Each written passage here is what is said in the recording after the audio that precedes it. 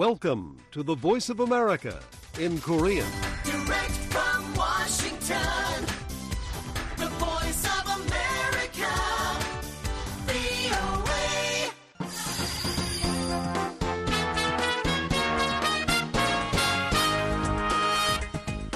여러분 안녕하십니까? 여기는 미국의 수도 워싱턴에서 보내드리는 VOA 방송입니다. 지금부터 VOA 저녁 방송을 시작하겠습니다. VOA 방송은 매일 새벽 2시부터 3시까지, 그리고 매일 아침 4시부터 6시까지, 또 저녁 8시부터 자정까지 3차례 보내드립니다. VOA 방송은 객관적이고 공정하며 포괄적인 한반도와 미국 그리고 세계 소식과 함께 각종 정보와 교양, 오락 등 다양한 프로그램을 전해드리고 있습니다.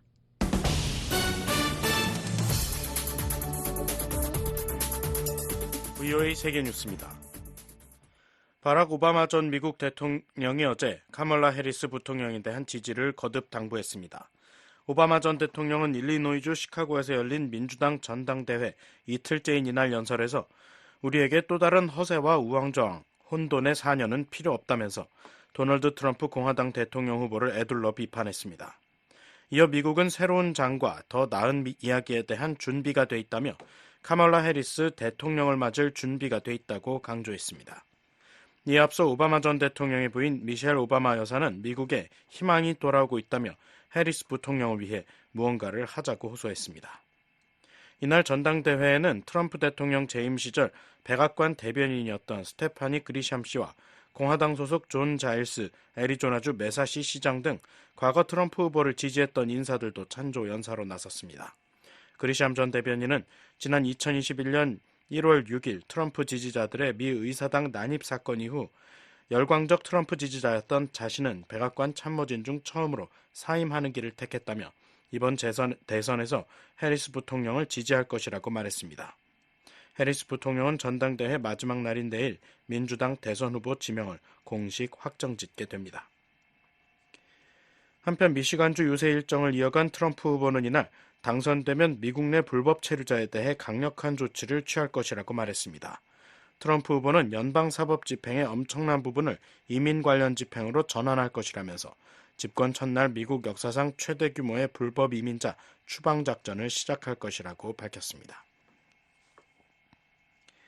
토니 블링컨 미국 국무장관이 어제 이스라엘과 팔레스타인 무장정파 하마스 간 휴전 협상에 조속한 타결을 거듭 촉구했습니다.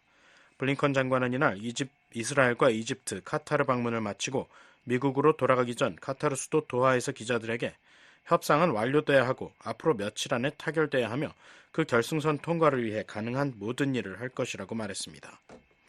이어 미국은 가자 지구에 대한 이스라엘의 어떠한 장기적 점령도 허용하지 않는다면서 최근 중재국 카타르, 이집트와 도출한 새 합의안은 이스라엘군의 가자지구 철수 일정과 장소를 명확히 밝히고 있고 이스라엘도 이에 동의했다고 강조했습니다. 하마스는 협상 조건으로 조 바이든 미국 대통령이 5월 31일 제시했던 가자지군의 전투 중지와 이스라엘군 철수를 주장하고 있습니다. 한편 블링컨 장관은 이날 모하메드 빈 압둘라흐만 알타니 카타르 외무장관과의 전화회담에서 가자지구 휴전과 인질 석방 등에 대해 논의했다고 국무부가 밝혔습니다. 국무부는 두 장관이 협상 타결을 위한 노력을 약화시키는 조치를 취하지 말아야 한다는 점을 협상 당사자들에게 전달하기 위해 계속 협력할 것을 약속했다고 전했습니다. 블링컨 장관은 이집트에서 압델 파타 엘시시 대통령과 만난 자리에서도 사태 악화 방지를 위한 협력의 중요성을 강조했습니다. 한편 이집트 수도 카이로에서 이번 주 중 협상이 재개될 것으로 알려졌습니다. 이스라엘에 대한 이란의 보복은 철저한 계획하에 시간을 두고 이루어질 것이라고 이란 당국이 어제 밝혔습니다. 알리 모함마드 나이니 이란 이슬람혁명수비대 대변인은 이날 성명에서 이같이 밝히면서 시간은 우리에게 유리하고 대응을 위한 대기 시간은 길어질 수 있다고 말했습니다. 나이니 대변인은 이스라엘을 겨냥해 적은 계산되고 정확한 대응을 기다려야 할 것이라면서 지도자들이 상황을 검토하고 있으며 향후 이루어질 대응은 종전에 펼쳤던 작전들의 반복은 아닐 것이라고 강조했습니다. 이란과 하마스, 레바논 헤즈볼라, 예멘 후티 반군 등 영내 친이란 무장 세력들은 지난달 이란 수도 테헤란을 방문했던 하마스 1인자 이스마일 하니의 정치국 의장이 암살당하고 헤즈볼라 고위 군 관리가 이스라엘에 의해 제거당한 뒤 보복을 예고한 상태입니다. 이런 가운데 이스라엘군은 오늘 레바논 중부 베카와 남부 아이타시 샤브 지역 내 헤즈볼라의 목표물을 공습했다며 날짜와 장소가 특정되지 않은 영상을 공개했습니다. 또한 같은 날 소셜미디어 X를 통해 헤즈볼라가 이스라엘 북부 카츠린 마을 등지에 50여 발의 로켓을 발사했으며 일부가 민간 지역 등지에 떨어져 피해를 입었다고 밝혔습니다. 한편 하마스가 통제하는 가자지구 보건당국은 이날 가자지구에 대한 이스라엘군의 공격으로 하루 사이에 팔레스타인인 34명이 사망하고 114명이 부상했다며 총 사망자 수는 4만 173명으로 늘었다고 주장했습니다. VOA 세계뉴스 김시영입니다.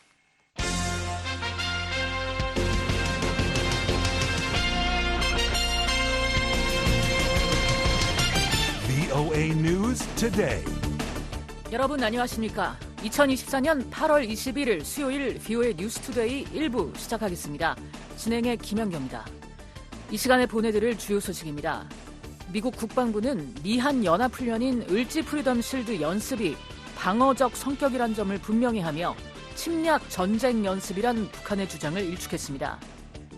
주한미 공군 전투기들이 23일까지 준비태세 훈련을 실시합니다. 특히 사상 처음으로 미한 연합훈련인 을지 프리덤 실드와 연계해 훈련하고 있어 주목됩니다. 미국 정부가 윤석열 한국 대통령의 대북 접근 방식을 지지한다고 밝혔습니다. 북한이 러시아에 무기를 지원하는 걸 용납하지 않을 것이라는 입장도 재확인했습니다. 내일 북한 날씨는 전적 흐리고 가끔 비 오겠습니다. 최저기온은 19에서 26도, 최고기온은 22도에서 33도, 바다의 물결 동해 앞바다 1에서 2m, 서해 앞바다 0.5에서 1.5m 일겠습니다. 첫 소식입니다. 미국 국방부는 미한 연합훈련인 을지 프리덤 실드 연습이 방어적 성격이란 점을 분명히 하며 침략 전쟁 연습이란 북한의 주장을 일축했습니다. 한국, 일본과의 동맹이 더 강해질 것이라는 점도 강조했습니다. 안준호 기자가 보도합니다. 패트릭 라이더 미국 국방부 대변인은 20일 미한 연합훈련인 을지 프리덤 실드 UFS가 침략 전쟁 연습이라는 북한의 주장에 대해 명백한 거짓이라고 말했습니다. It's just patently false. As you know, these exercises are defensive in nature. They're also long-standing, and these are opportunities for our forces to work together on interoperability. 라이더 대변인은 이날 브리핑에서 을지 프리덤 실드에 대한 북한의 비난과 관련해 이 연습은 방어적 성격이라고 말했습니다. 이어 이 연습은 오랫동안 진행되어 왔으며 미한 양국군이 상호 운용성을 위해 협력하고 서로 다른 환경에서 작전하는 방법을 익힐 수 있는 기회라고 말했습니다. 미한 양국군은 19일부터 29일까지 유사시 한반도 방어를 위한 연합군사훈련인 UFS 연습을 실시합니다. 북한의 핵 공격 상황을 가정한 북핵 대응 훈련도 처음 실시될 예정입니다. 이번 UFS 연습 시나리오엔 북한의 미사일 위협과 위치정보 시스템 교란과 사이버 공격, 지상, 해상, 공중에서의 위협, 최근 전쟁 양상을 반영한 현실적인 위협 등이 반영될 것이라고 한국합동참모본부는 전했습니다. 북한 외무성 미국 연구소는 UFS를 하루 앞둔 지난 18일 대외관영 조선중앙통신에 공보문을 내고 UFS는 방어적이거나 투명한 연습이 아니라 전 세계적으로 가장 공격적이며 도발적인 침략전쟁 연습이라고 비난한 바 있습니다.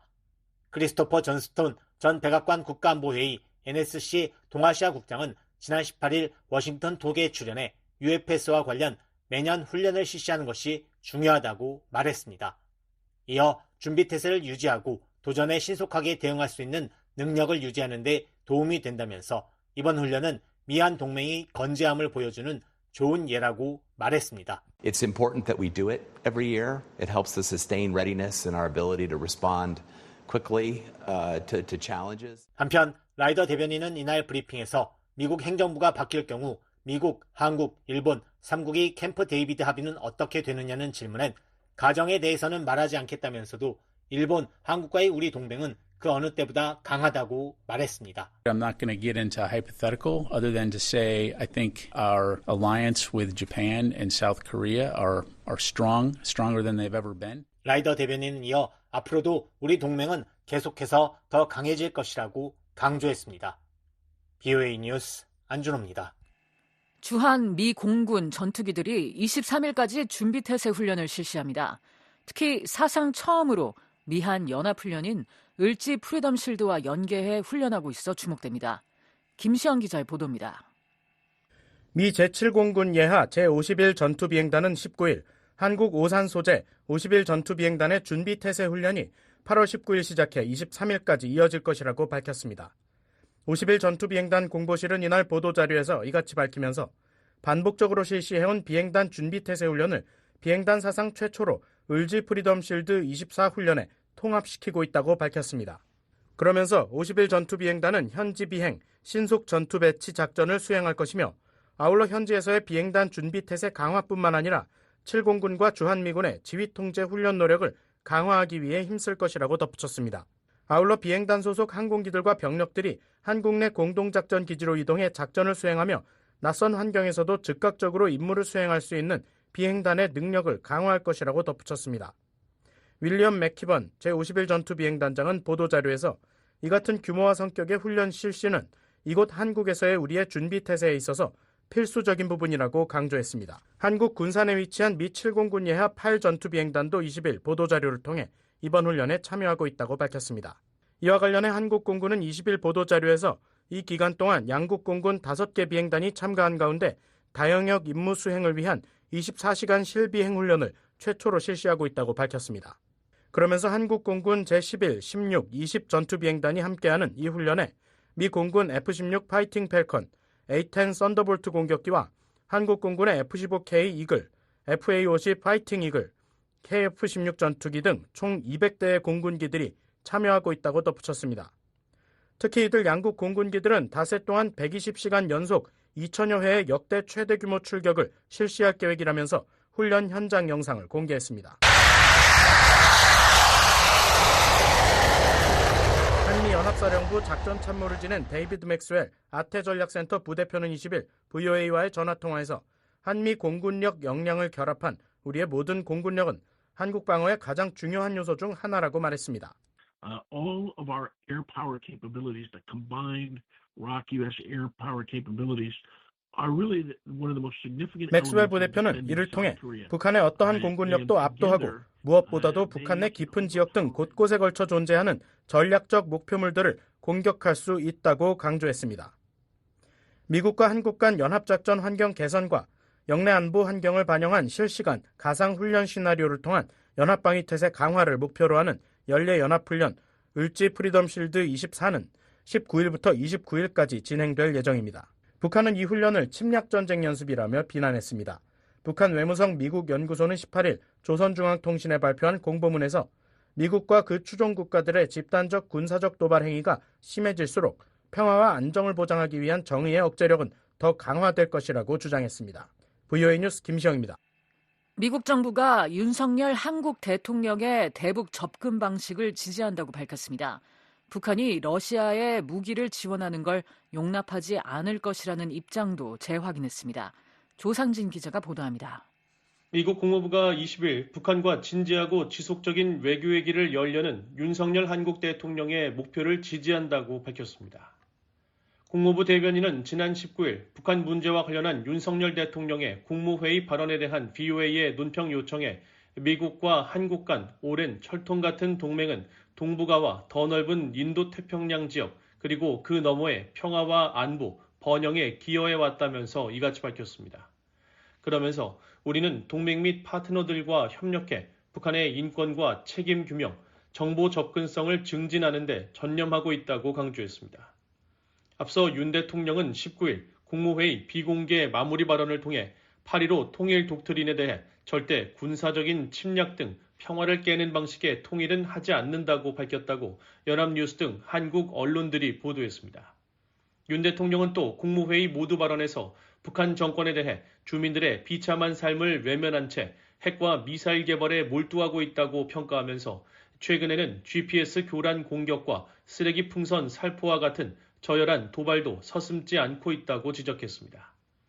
실제로 북한은 지난 5월 말부터 대북전단 살포에 대응한다는 명목으로 한국을 겨냥해 지속적으로 쓰레기와 배설물들이 담긴 오물풍선을 날려보냈습니다. 특히 최근 북한의 오물풍선이 떨어진 장소에서 잇따라 불에 탄 종이와 기폭장치가 발견됐고 이로 인해 곳곳에서 산불이 발생했습니다. 이와 관련해 국무부 대변인은 북한의 계속되는 도발은 절망적이고 역겨우며 잠재적으로 위험한 것이라고 지적했습니다. 그러면서 우리는 동맹인 한국과 긴밀히 협력해 상황을 주시하고 있다고 강조하고 북한이 이 같은 행위를 중단하고 대화에 복귀할 것을 촉구한다고 밝혔습니다. 국무부는 북한이 러시아를 옹호하고 양국 간 군사협력을 심화하는 데 대해서도 거듭 우려를 나타냈습니다. 국무부 대변인은 러시아가 최근 우크라이나 수도 키이우에 북한제 추정 탄도미사일을 또다시 발사했다는 우크라이나 당국의 발표에 대한 VOA의 논평 요청에 북러 간 군사적 파트너십 확대는 영내 안정과 국제 비확산 체제를 약화시킨다고 지적했습니다. 이어 유엔 안보리 결의를 노골적으로 위반하는 러시아의 북한 탄도미사일 획득 및 사용은 국제 비확산 체제를 약화시키려는 러시아의 반복적인 노력을 부각하는 것이라고 말했습니다. 그러면서 우리는 북한이 러시아의 전쟁 기계를 비밀리에 지원하는 것을 용납하지 않을 것이며 그 대가로 러시아가 북한에 제공할 수 있는 지원에 대해 전 세계가 알아야 하기 때문에 이러한 무기 이전을 계속해서 폭로할 것이라고 강조했습니다. 앞서 우크라이나 키이우 군사행정청은 18일 러시아가 키이우에 이달 들어 세 번째 탄도미사일을 발사했으며 초기 정보에 따르면 북한제 탄도미사일을 사용했을 가능성이 크다고 밝혔다고 로이터 통신 등 언론들이 19일 보도했습니다.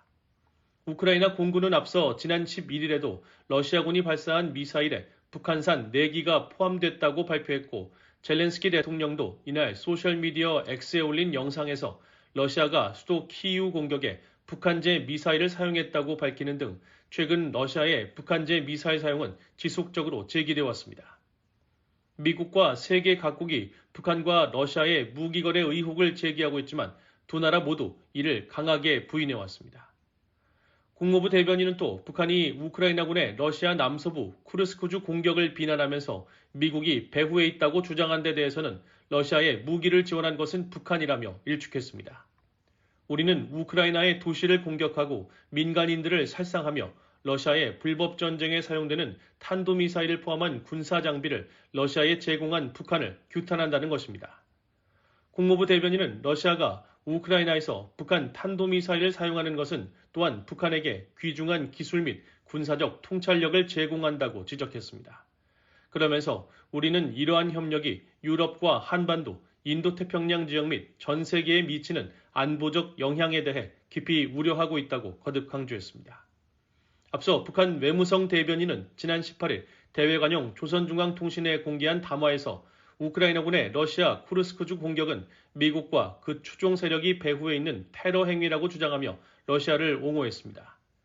이어 쿠르스크 전장에서 미국과 서방 측의 각종 장비가 발견됐다면서 미국과 서방의 조종과 지원 아래 러시아 영토에 대한 무장 공격이 감행된 것은 용납 못할 침략 행위라고 비난했습니다.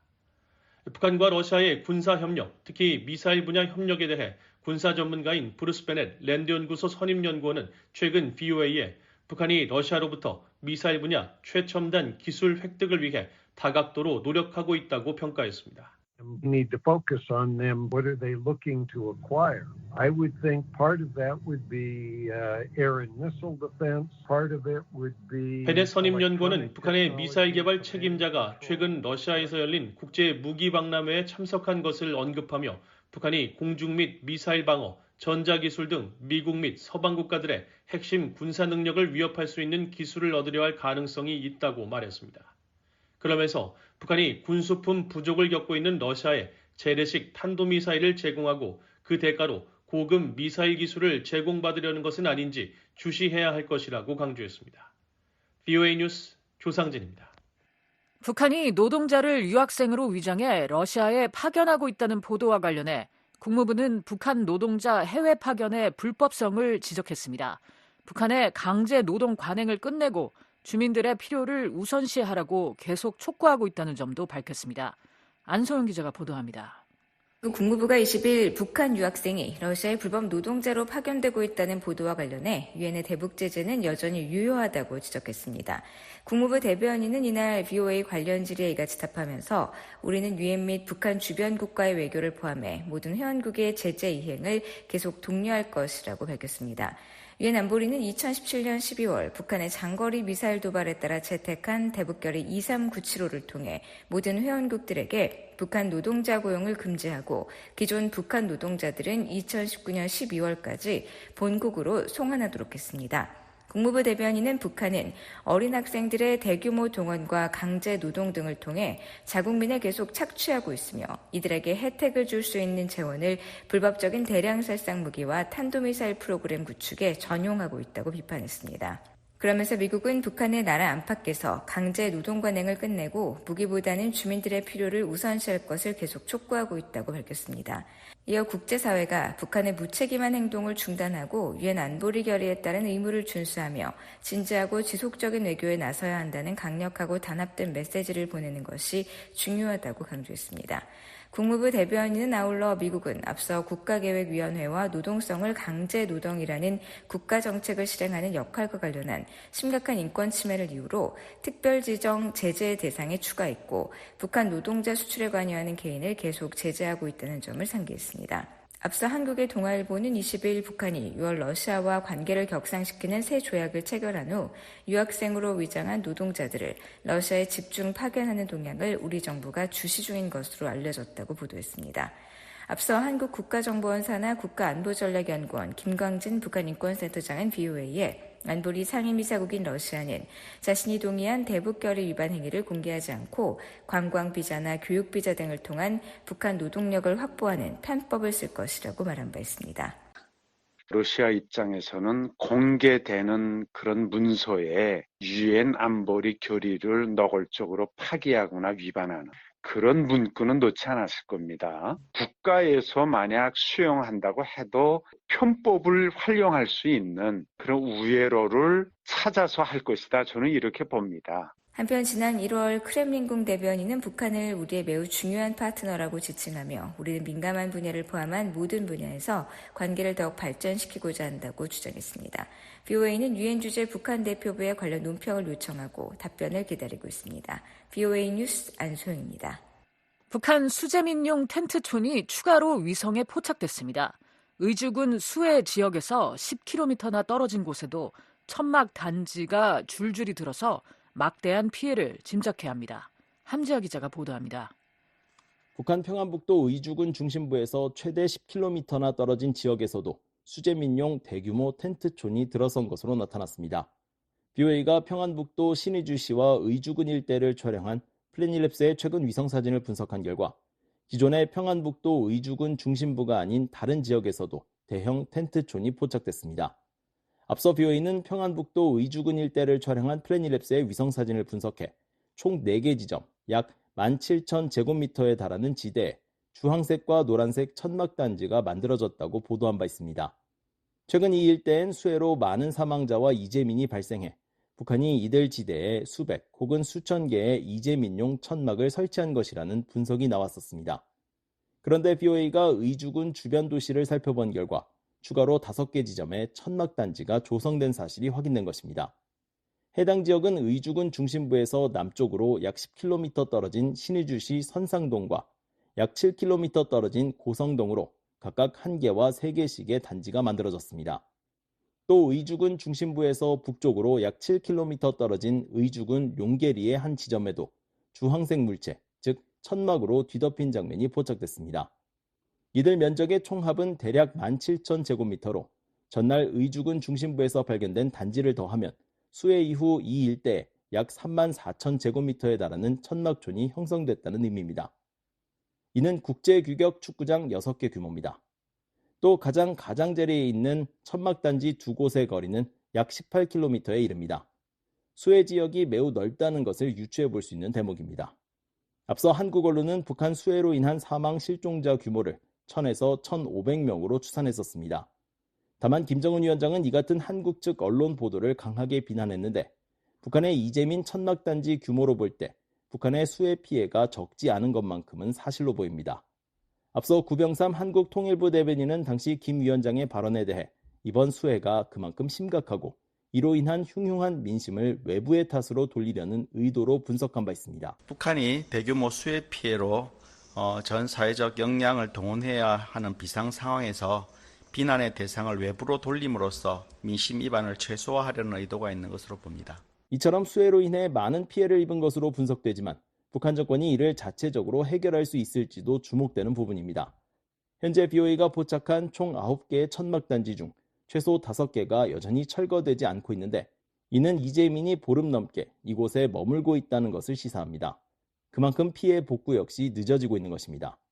제롬 소바주 전 유엔 개발계획 평양사무소장은 15일 북한 당국이 수년째 국경을 봉쇄한 채 국제사회와의 협력을 거부하고 있는 사실을 지적하며 이는 당국의 우선순위가 무엇인지를 보여준다고 말했습니다. Until 2020, there were some programs by the Red Cross and by NGOs, by the United Nations to strengthen. 이어 북한이 신종 코로나 방역을 이유로 국경을 봉쇄한 2020년 이전까지는 적어도 북한은 적십자사와 비정부기구, 유엔 등과 기후변화 및 자연재해에 대비하기 위한 지역사회의 회복력 강화 프로그램을 진행해 왔었다고 밝혔습니다. 또한 조기경보 시스템 기술, 기후변화 적응 준비 교육 프로그램 등이 있었지만 이제는 이런 것들이 북한의 우선순위에서 밀려났다고 소바주 전 소장은 지적했습니다. BOA 뉴스 함지아입니다. 미국 국무부가 지난해 10월 중국에서 강제 북송된 탈북민 수백 명과 북한에 장기 억류 중인 한국인 선교사들의 안위에 대한 깊은 우려를 표명했습니다. 북한이 이들의 행방에 대한 정보를 제공하고 중국과 러시아는 강제 송환 금지 의무를 준수할 것을 촉구했습니다. 안준호 기자가 보도합니다. 국무부 대변인은 20일 지난해 10월 중국에서 강제 북송된 탈북민 김철옥 씨와 관련해 미국은 김철옥 씨를 포함해 강제 북송된 다른 수백 명의 안위에 대해 여전히 깊은 우려를 갖고 있다면서 이들의 행방은 아직까지 확인되지 않고 있다고 밝혔습니다. 이어 우리는 북한에 강제 송환된 모든 이들의 안위와 관련한 정보를 제공할 것을 지속적으로 촉구한다고 덧붙였습니다. 또 공정한 공개 재판을 받지 못하고 사법적 검토나 항소도 할 수 없는 3명의 선교사들을 북한이 수년간 구금하고 있는 것에 대해 여전히 우려하고 있다고 밝혔습니다. 국무부 대변인은 북한이 탈북민 강제 북송과 자의적 구금과 고문 등 인권 유린 혐의를 일체 부인하며 이 같은 문제 제기는 북한에 대한 반공화국 선동이자 북한의 존엄을 훼손하려는 정치적 도발이라고 주장한 데 대한 BOA의 논평 요청에 이같이 답했습니다. 대변인은 또 11월에 예정된 북한에 대한 유엔의 보편적 정례 인권 검토 UPR은 각국과 시민사회단체가 북한의 인권 상황을 평가하고 개선 방안을 권고할 수 있는 기회를 제공한다며 우리는 북한이 저지르고 있는 지속적인 인권 유린과 침해를 조명할 수 있는 기회를 환영한다고 밝혔습니다. 이어 중국과 러시아가 망명 신청자를 포함한 다수의 북한 주민을 북한으로 송환하고 있다는 보도에 대해 계속해서 심각하게 우려하고 있다면서 송환된 탈북민들은 고문, 강제낙태, 강제노동, 처형 등 가혹한 처벌에 노출돼 있는 것으로 알려져 있다고 말했습니다. 그러면서 국무부는 중국과 러시아가 1951년 난민 지위에 관한 협약, 1967년 의정서, 고문 방지 협약에 따른 강제 송환 금지 의무를 준수할 것을 촉구한다고 말했습니다. 그러면서 중국과 러시아는 탈북한 망명 신청자들이 원할 경우 안전한 제3국으로의 이동을 허용하는 등 적절한 보호를 제공해야 한다면서 우리는 정기적으로 중국에 이러한 사례를 제기하고 있으며 앞으로도 동맹 및 파트너와의 협력을 포함해 계속 그렇게 할 것이라고 밝혔습니다. 북한과 중국은 그러나 탈북민 강제 북송과 자의적 구금, 고문 등 일체의 인권 유린 상황을 전혀 인정하지 않고 있으며 인권 침해 문제 제기는 주권 침해란 주장을 반복해왔습니다. 앞서 류펑위 주미 중국 대사관 대변인은 지난달 BOA에 보낸 서면 답변에서 중국에는 소위 탈북자가 없다며 경제적 이유로 중국에 불법 입국한 사람들은 난민이 아니며 중국은 이들에 대해 국내법 및 국제법의 원칙과 인도주의 정신에 따라 처리하고 있다고 주장한 바 있습니다. 유엔 북한인권 특별보고관 등 유엔 보고관들과 실무그룹 수장들은 지난 5월 북한 정부에 탈북민 강제 북송과 자의적 구금, 고문에 대한 우려를 담은 공개 서한을 보낸 바 있습니다. 그러나 북한은 이 같은 서한이 허위 사실을 담고 있다며 인권 유린 혐의를 부인했습니다. 스위스 제네바 주재 북한 대표부는 지난 6월 특별보고관들의 공동성명은 진정한 인권 증진과 보호와는 아무런 관련이 없는 허위와 날조, 음모로 가득 찬 일관된 반복 정치 도발 문서라면서 이를 단호히 부인하고 거부한다고 밝혔습니다. 워싱턴의 민간단체인 북한인권위원회의 그레그 스칼라튜 사무총장은 20일 BOA와 전화통화에서 북한과 같은 극심한 인권 침해 국가는 더 이상 국가 주권이라는 개념 뒤에 숨을 수 없다고 말했습니다. 이어 북한의 인권 기록은 정말 끔찍하다면서 지난 23년간 북한의 인권 침해를 철저하게 기록해왔다고 말했습니다. Egregious human rights violators such as the DPRK can no longer hide behind the concept of national sovereignty. 스칼라튜 사무총장은 지난해 중국의 탈북민 대거 강제 송환은 명백한 강제 송환 금지 의무 위반이라면서 이는 심각한 인권 침해라고 말했습니다. 그러면서 중국이 글로벌 리더가 되고자 한다면 군사력과 경제력만으로는 안 된다면서 중국은 인권 의무를 준수해야 한다고 강조했습니다. BOA 뉴스 안준호입니다. 지난달 북중 교역액이 전년 동기 대비 약 20% 하락한 가운데 북한의 주력 수출품이었던 가발 거래액도 큰 폭으로 감소한 것으로 나타났습니다. 반면 의류용 깃털과 침실용 가구 등은 수입액이 증가해 주목됩니다. 함지아 기자입니다.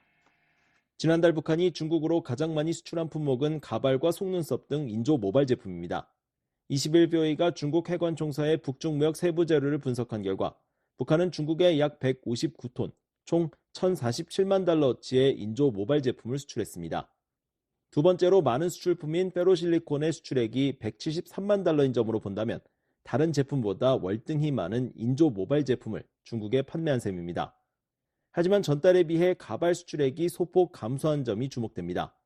6월 북한의 대중국 인조 모발 제품 수출액은 1,118만 달러로 7월은 이에 비하면 약 6% 낮아졌습니다. 최근 몇 년간 폭발적인 증가세를 보여온 북한의 가발 수출이 주춤해진 것으로 해석할 수 있습니다. 최근 6개월의 인조 모발 제품 수출액과 비교해도 북한의 감소세는 더욱 뚜렷하게 드러납니다. 북한의 대중국 가발 수출액은 올해 1월 2,279만 달러를 기록한 이후 2월과 3월 각각 1,817만 달러와 2,109만 달러로 높은 수준을 유지했습니다. 그러나 4월 수출액이 1,684만 달러로 급감하더니 6월까지 1,118만 달러까지 내려앉았습니다. 이어 지난달엔 올해 최저 수준까지 떨어진 것입니다. 앞서 BOA는 19일 중국 해관총서 자료를 분석해 지난달 북중 교역액이 전달에 비해 약 18.8% 감소했다고 전한 바 있습니다. 이는 올해 4월부터 계속되고 있는 현상인데 인조 모발 제품에 대한 수출액 감소가 전체 무역액 변화에 영향을 끼친 것으로 분석됩니다. 북한의 수입 부문에서도 일부 품목의 거래액이 줄어든 것으로 나타났습니다. 지난달 북한이 가장 많이 수입한 품목은 가발 제조를 위한 것으로 보이는 사람 머리카락, 즉 인모로 수입액은 957만 8천 달러였습니다. 이 역시 6월의 수입액 1,078만 달러보다 낮아진 것입니다. 또 올해 1월의 수입액 2,549만 달러에 비해선 무려 62%나 감소한 것이기도 합니다. 양국의 무역액이 왜 감소했는지, 특히 가발 관련 제품의 수출과 수입액이 어떤 배경에서 줄어들었는지는 알 수 없습니다. 다만 일부 전문가들은 북한과 러시아의 관계 강화로 인해 북한과 중국 관계에 이상이 생겼을 가능성을 제기하고 있습니다. 브래들리 뱁슨 전 세계은행 고문은 20일 BOA와의 전화통화에서 중국과 북한의 무역 상황에 영향을 미치는 다양한 요인이 있을 것이라면서도 그중 하나는 러시아와의 관계 때문일 수 있다고 말했습니다. But my feeling is that there are a variety of different dynamics at work that affect the China-North Korea trade situation, and one of them is. 그러면서 중국이 무역 정책을 통해 북한이 너무 거만해지지 않도록 메시지를 보내는 것도 요인일 수 있다고 덧붙였습니다. 다만 뱁슨 전 고문은 최근 북한에 발생한 수해 피해 등도 양국의 무역 규모 감소에 영향을 끼쳤을 수 있다며 한 가지 이상의 가능성에 주목했습니다. 한편 지난달 북한과 중국의 무역 규모 감소 속에서도 일부 품목은 오히려 거래가 늘어난 것으로 나타났습니다. 특히 북한은 지난달 중국으로부터 약 337만 달러어치의 깃털 제품을 수입했습니다. 이는 전달의 86만 9천 달러에 비해 4배 가까이 늘어난 것이며 올해 1월의 수입액 7만 9천 달러에 비해선 약 42배 높은 수준입니다. 깃털은 침구류 혹은 겨울용 의류에 사용된다는 점에서 북한이 재료를 들여와 완제품 형태로 중국에 되팔려는 것은 아닌지 주목됩니다. 그 밖에 북한은 지난달 침실용 가구 약 201만 달러치를 중국에서 수입했는데 이는 올해 1월에서 6월의 월 평균 수입액 127만 달러를 크게 상회하는 수준입니다. BOE 뉴스 함지아입니다. 지난해 8월 18일 캠프 데이비드에서 열린 미한일 3국 정상회의는 동북아에서 3국의 안보 협력을 한 단계 끌어올린 대표적인 외교 성과라고 미국 전문가들이 평가했습니다. 다만 한국과 일본 간의 역사적 갈등은 3국 협력 지속에 걸림돌로 작용할 수 있다는 지적도 나왔습니다. 안준호 기자가 보도합니다. 앤드루어 브루킹스 연구소 한국 석좌는 19일 캠프 데이비드 3국 정상회의는 바이든 대통령의 외교 정책에서 가장 큰 성과 중 하나이자 윤석열 한국 대통령과 기시다 후미오 일본 총리에게도 지금까지의 성과 중 하나라고 평가했습니다. 여 석좌는 이날 1년을 맞은 캠프 데이비드 정상회의의 성과와 과제에 관한 BOE의 질의에 대한 서면 답변에서 지난 한 해 동안 한일 양국은 실시간 북한 미사일 조기 경보 정보를 포함한 정보 공유 수준을 높이고 3국 연합 공중 해상 훈련을 실시했으며 북한의 사이버 위협과 범죄에 대응하기 위해 협력해왔다면서 이렇게 말했습니다. 또 청정에너지, 핵심 광물, 조기 경보 공급망 시스템을 논의하기 위한 내각 차원의 3국 회의도 여러 차례 개최했다고 지적했습니다. 이어 바이든 대통령과 기시다 총리의 퇴임 후에도 3국 관계의 성과와 동력이 지속될 수 있을지 여부가 과제라며 미국은 카멀라 해리스 부통령이든 도널드 트럼프 전 대통령이든 미한일 3국 관계 유지에 관심이 있고 차기 일본 자민당 후보도 한일 관계가 긍정적으로 유지되는 한 3국 관계에서 이탈할 가능성은 낮다고 전망했습니다. 그러나 역사적 한일 긴장은 여전히 배후에 도사리고 있다면서 트럼프 전 대통령이 대선에서 승리할 경우 동북아의 한일 양자와 3국 관계의 불확실성이 커져 3국 협력과 캠프 데이비드에서 환기된 협의 약속이 약화될 수 있다고 내다봤습니다. 조셉 디트라니 전 북핵 육자회담 미국 차석 대표는 이날 BOA와의 전화통화에서 3국 정상회의는 확실히 미한일 정부 간의 동맹 관계를 공고히 했다면서 미국의 동맹인 한국과 일본에 대한 미국의 확장 억제 공약을 강화했으며 이 성과는 매우 심오하다고 평가했습니다. The summit certainly solidified the allied relationship between the United States and the Republic of Korea and the government of Japan. 이어 북한과 러시아의 협력은 중요한 도전 과제라면서 북한은 러시아로부터 핵과 미사일 관련 지원과 재래식 무기, 인공위성 관련 지원을 받을 수 있으며 이는 북한이 미한일을 향해 더 대담하게 도발할 수 있다는 것을 의미한다고 지적했습니다. 그러면서 조 바이든 미국 대통령과 기시다 후미오 일본 총리가 차기 선거에 출마하지 않더라도 3국 협력엔 큰 변화가 없을 것이라고 전망했습니다. 북한과 타이완 해협, 남중국해와 동중국해에서 벌어지고 있는 중국의 위협을 감안할 때 기시다 총리와 바이든 대통령의 후임이 누가 되든 3국 정부가 긴밀히 협력하는 것이 필수적이란 설명입니다. 트럼프 전 대통령이 승리할 경우 3국 협력이 약화할 수도 있다는 일각의 우려에 대해서는 그런 일은 일어나지 않을 것이라며 트럼프 전 대통령이 재선된다면 북한을 협상에 복귀시키기 위해 더 열심히 노력할 것이며 이는 긍정적이라고 평가했습니다. 또 북한이 러시아의 우크라이나 전쟁 지원 등 현실적 위협을 고려할 때 그 누구도 미한일 3국 관계에서 이룬 강력한 진전을 어떤 식으로든 훼손하지 않을 것이라고 전망했습니다. 이어 미한일 그 누구도 캠프 데이비드 정상회의와 워싱턴 선언에서 강조한 3국 협력을 훼손하려 한다면 각국 국민과 정부의 지지를 받지 못할 것이라고 강조했습니다. Anyone trying to walk that one back would, I think, not receive the support from their respective citizens and governments. 지난 2023년 8월 18일 미국 대통령 별장인 캠프 데이비드에서 사상 처음으로 미한일 정상회의가 개최됐습니다. 이 정상회의에서 미한일 정상은 3국 협력 방향을 명시한 캠프 데이비드 원칙, 구체적 협력 방안을 담은 공동성명, 캠프 데이비드 정신, 3자 협의에 대한 공약 등 3개의 문서를 채택했습니다. 이들 문서에서 3국은 정상회의를 최소 연 1회 이상 개최하기로 협의하는 등 협력을 제도화하고 정례화하는 다양한 틀을 마련했습니다.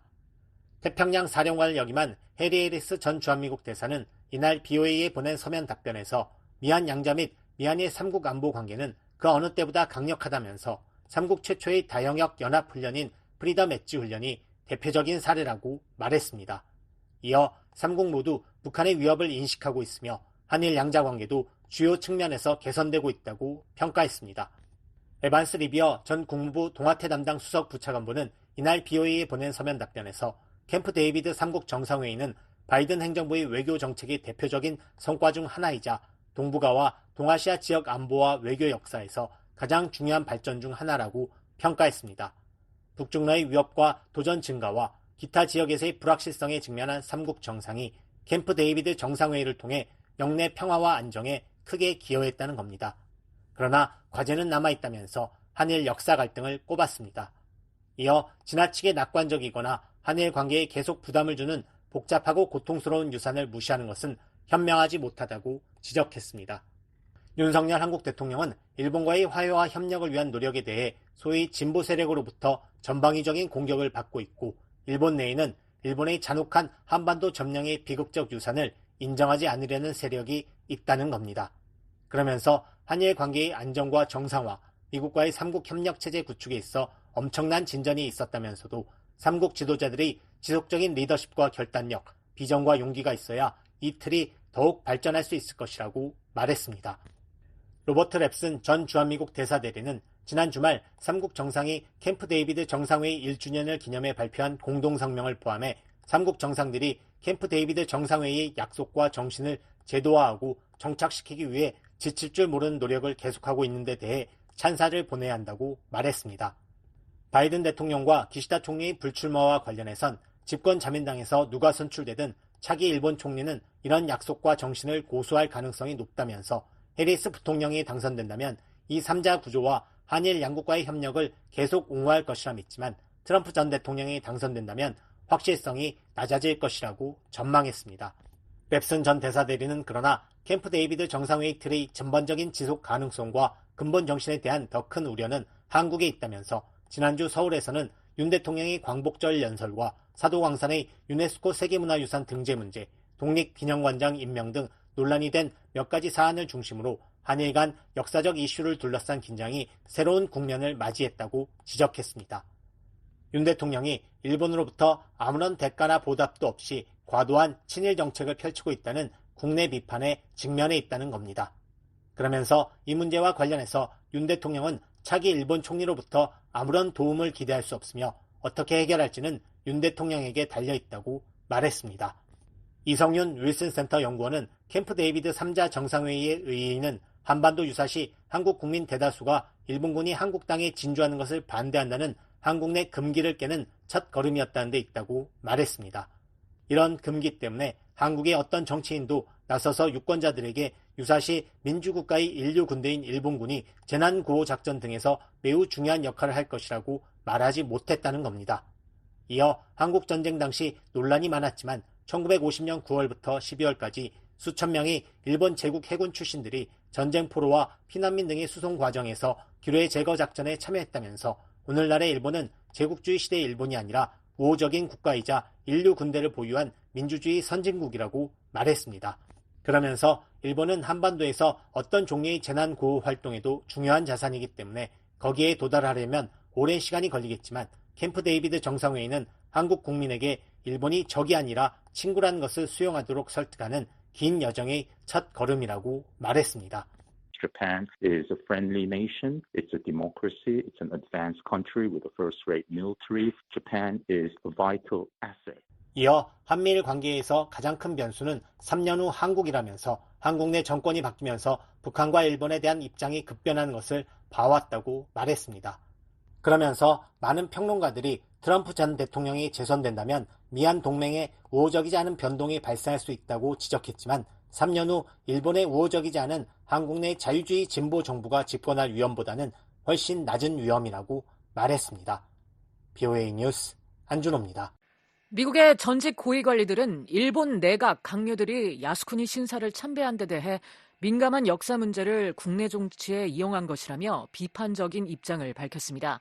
윤석열 대통령의 관계 개선 시도를 기시다 총리가 수용해 급진전한 한일 간 유대가 쉽게 후퇴하진 않을 것으로 내다봤습니다. 8.15 통일 독트린의 평가 기준은 통일의 즉각적 달성보다 북한 주민에 대한 해법 제시에 있다며 취지에 공감한다는 의견도 나왔습니다. 18일 워싱턴 톡에 출연한 크리스토퍼 존스턴 전 백악관 국가안보회의 동아시아 국장과 헨리 해거드 전 NSC 유럽 보좌관의 대담을 전해드리겠습니다. 미한 양국이 월요일부터 을지 자유의 방패 연습을 실시합니다. 한국군 장병 19,000명이 48회의 야외 기동 훈련에 참여하는데요. 크리스토퍼 존스턴 전 국장님, 미한 연합훈련이 어떤 방향으로 진화하고 있습니까? 급속도로 진전되는 북한의 핵과 미사일 역량을 넘어서는 태세를 갖추고 있습니까? Yeah, there's a lot of focus these days, and appropriately so, on the increasing North Korean missile and nuclear 요즘 북한의 capabilities. 미사일과 핵 역량 진전에 많은 관심이 집중되고 있고 당연한 일입니다. 하지만 앞으로 일주일 정도 진행되는 미한연합훈련의 놀라운 힘을 인식하는 것도 중요합니다.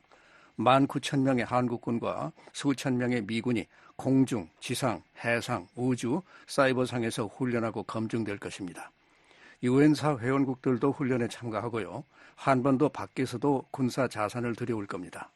미한 동맹의 힘을 대대적으로 보여주는 거죠. 우리의 연합작전, 통합작전 수행력을 입증하고요.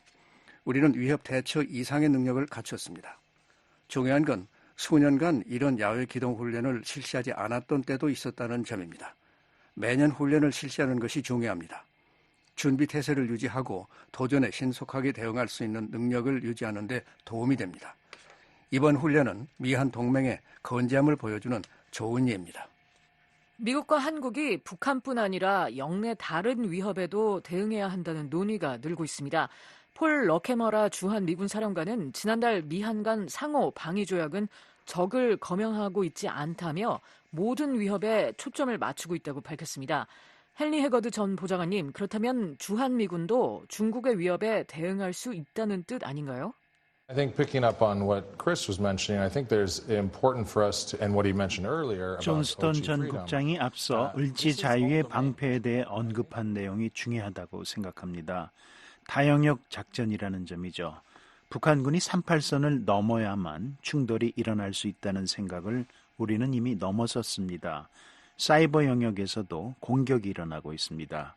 다양한 영역에서 한국과 미국에 대한 위협이 점점 많아지고 있습니다. 그리고 현재 논의는 러시아, 중국, 북한 아니면 그저 북한에 대한 대응을 넘어 확장되고 있습니다.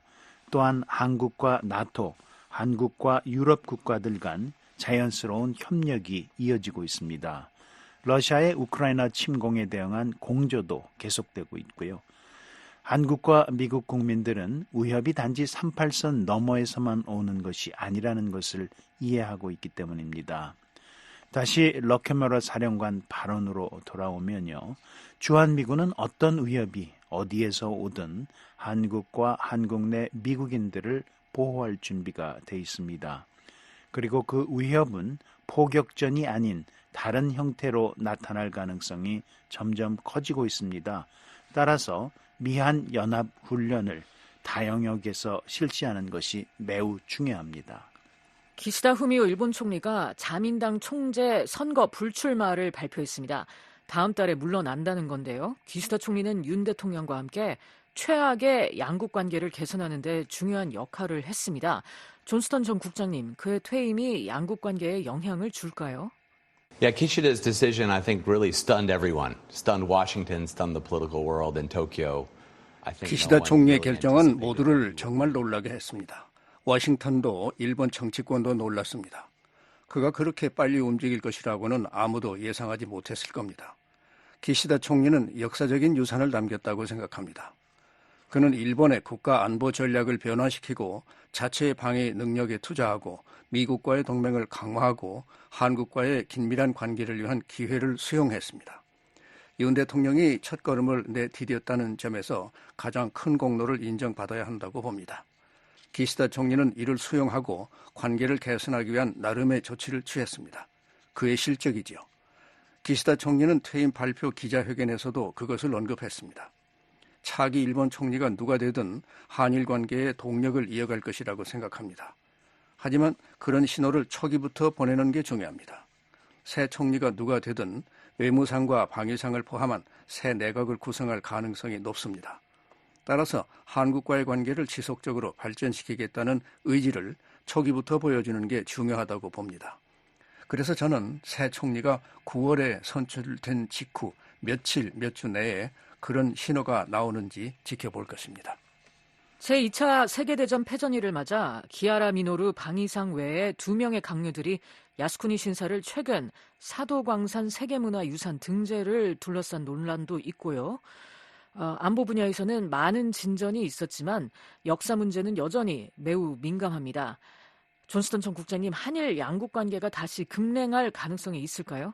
Yeah, Victor Cha and I wrote a piece in June, soon after Japan and South Korea normalized. 지난 6월 한일 국방관계 정상화 직후 빅터 차 CSIS 한국 석자와 함께 기고문을 발표했습니다. 우리는 한일 간 지속 가능한 파트너십을 구축할 전략적 기회가 있다고 언급했죠. 협력 기반이 그 어느 때보다 강력하고 광범위해졌다는 점을 바탕으로요. 그러나 우리는 이런 진전과 동력을 유지하려면 삼국 미래 지도자들이 민감한 역사 문제에서 자제력을 발휘하고 국내 정치적 이득을 위해 이를 이용하지 말아야 한다고 강조했지요. 불행히도 8월 15일 우리가 본 것은 그런 정치적 이용 모습이었습니다. 3명의 일본 강요가 야스쿠니 신사를 참배했습니다. 더 큰 전략적 이익보다 단기적인 국내 정치적 이득을 우선시한 것입니다. 일본의 정치적 변화 상황에서 놀랄 일은 아닐 수도 있죠. 하지만 미한일 삼국 모두 앞을 생각해야 하며 과거에 얽매이지 말아야 합니다. 미국 국무부는 일본 강요들의 야스쿠니 참배와 관련해 VOA에 이번 방문은 우리가 앞으로 나아가기 위해 많은 공동의 과업을 추진하고 있는 시점에 뒷걸음질하는 것으로 보인다고 말했습니다. 존스턴 전 국장님, 참배에 엄중항의한 한국 외교부처럼 미국 정부도 이번 사건이 매우 민감한 문제이고 삼각 공조에 부정적 영향을 미친다고 보고 있는 건가요? It's a reminder that history issues are still there under the surface in Japan, South Korea, and really trilateral relations. 한일 그리고 미한일 관계에서 역사 문제가 여전히 표면 아래 존재하고 있음을 상기시킵니다. 역사 문제는 사라지지 않았습니다. 우리는 이 관계에서 역사의 끝에 도달하지 않았습니다. 지도자들에게 이것은 선택의 문제라고 봐요. 역사 문제를 정치적 이득을 위해 사용할지 아니면 더 긴밀한 3자 협력을 위한 전략적 이유에 초점을 맞출지 말입니다. 새 일본 총리를 포함한 삼국 정부가 이 전략적 기회에 집중하고 이를 계속 발전시키길 바랍니다. 사실 저는 그렇게 될 것이라고 확신해요. 해가드 전 보좌관님, 미국 정부도 한국 정부와 마찬가지로 야스쿠니 참배를 비생산적이라고 보나요? I'm sure they find this counterproductive. I mean, I just want to pick up. So yes, but I just want to pick up on something that Chris said. 비생산적이라고 생각할 것으로 확신합니다. 존스턴 국장이 언급한 지도자들의 의존하는 문제를 짚고 넘어가고자 합니다. 훌륭한 정치 지도자들은 확실히 가장 큰 책임을 부담합니다. 하지만 이 모든 일의 희망적인 부분은 한국과 일본 국민들이 이 관계를 지탱한다는 것이죠.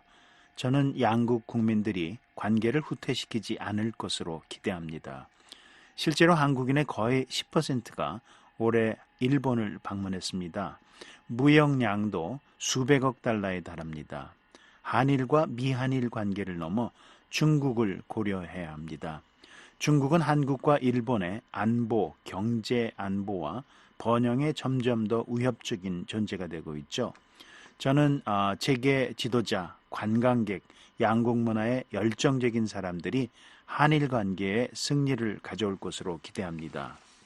제가 1997년에 처음 한국에 갔을 때 일본 TV 프로그램이 한국에서 반영되지 않았던 게 떠오르네요. 지금보다 불과 한 세대 전이었죠.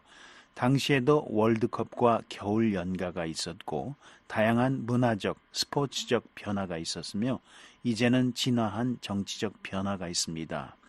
미국이 할 수 있는 가장 중요한 일은 삼국 협력을 넘는 제도적 틀을 계속 발전시키고 확장하는 것입니다. 한일 국민이 정치 지도자들과 별개로 양국 관계를 계속 구축하고 번영할 수 있도록 말이죠. 해거드 전 보좌관님, 한일 관계가 다시 얼어붙는다면 미국은 어떤 선택을 할 수 있을까요? 한국의 이전 정부에서 반일, 반미 감정이 표면화됐을 때 미국은 일본과의 군사협력을 심화하고 한국을 제외한 아시아 동맹들과의 연대를 강화하는 듯한 모습을 보였는데요. 한일 관계가 다시 악화될 경우 미국은 비슷하게 대응할까요? Good question. I'm not sure I'd characterize it exactly that way, but I know when I can at least speak to my experience when I was 좋은 there. 질문입니다. 당시 상황을 그렇게 규정할 수 있을진 모르겠지만요. 하지만 제 경험을 얘기하자면 제가 2021년 한국에서 근무할 때 한일 관계는 최악이었습니다. 당시 주한 미국 대사관의 접근법은 미한일 삼각 조율과 협력을 강화하는 것이었습니다. 또 반도체와 같은 특정 영역에서 한일 협력을 도모했었죠. 아니면 다자협의체 안에서 한일이 중요한 현안에 대한 의견을 나눌 수 있도록 했고요. 따라서 미국은 그런 접근법을 취할 것입니다. 하지만 지금은 상황이 다릅니다. 중국 때문에 그렇고 북한 때문에 그렇고 활발해진 삼국 공조 때문에도 그렇습니다. 국가와 국민의 뭔가 줬다가 뺏는 건 어렵죠. 심지어 정치인들도 이익으로 여기는 것을요. 정치 지도자들은 삼각공조가 이익이라는 걸 압니다. 북한의 잠재적 공격으로부터 한국과 일본 국민을 더 안전하게 지키기 위해 더 나은 협력이 이루어지고 더 강화된 방위 협력이 이루어진다는 점에서요. 최악의 상황에서도 이를 빼앗아가기는 어려울 것 같습니다. 미국의 접근 방식은 한일 관계 악화 시 삼각 협력을 통해서 양국이 대화를 지속할 수 있는 기회를 최대한 많이 제공하는 것이어야 하며 그렇게 할 것입니다. 윤석열 대통령이 광복절 경축사에서 북한과의 통일 비전을 발표했습니다. 과거 경축사와는 달리 일본에는 집중하지 않았습니다. 한국 야당은 윤 대통령의 연설이 친일 구구 세력 규합용이라고 비난했습니다. 한국 대통령실은 이 연설이 일본과 북한과의 관계에 대한 한국의 자신감을 보여준다고 말했고요. 존스턴 전 국장님, 윤 대통령의 올해 연설은 일본과의 관계 개선 의지를 반영한 건가요? Yeah, I think in at least two of his speeches on August 15th. 윤 대통령은 최소 두 번의 8월 15일 연설에서 일본과의 관계를 매우 긍정적으로 언급했습니다. 전후 일본의 파트너로서의 발전에 대해 그리고 지난해 연설에선 한국 방어에 있어 일본이 맡고 있는 중요한 역할에 대해서요. 그때 윤 대통령은 한국 방어의 필수적인 유엔사 후방 기지들에 대해 길게 이야기했습니다. 그런 점을 강조하는 건 옳고 용기 있는 행동이라고 생각합니다. 현실은 우리의 안보가 연결되어 있다는 것입니다. 미한일 안보를 분리해서 생각할 수 없어요. 윤 대통령의 연설은 그런 인식을 반영한 것이라고 생각합니다. 우리 모두가 그 인식을 공감해야 하고요. 윤 대통령의 8.15 통일 독트린은 자유와 안보가 보장되는 강하고 번영하는 통일된 국가에 대한 비전이라는 건데요.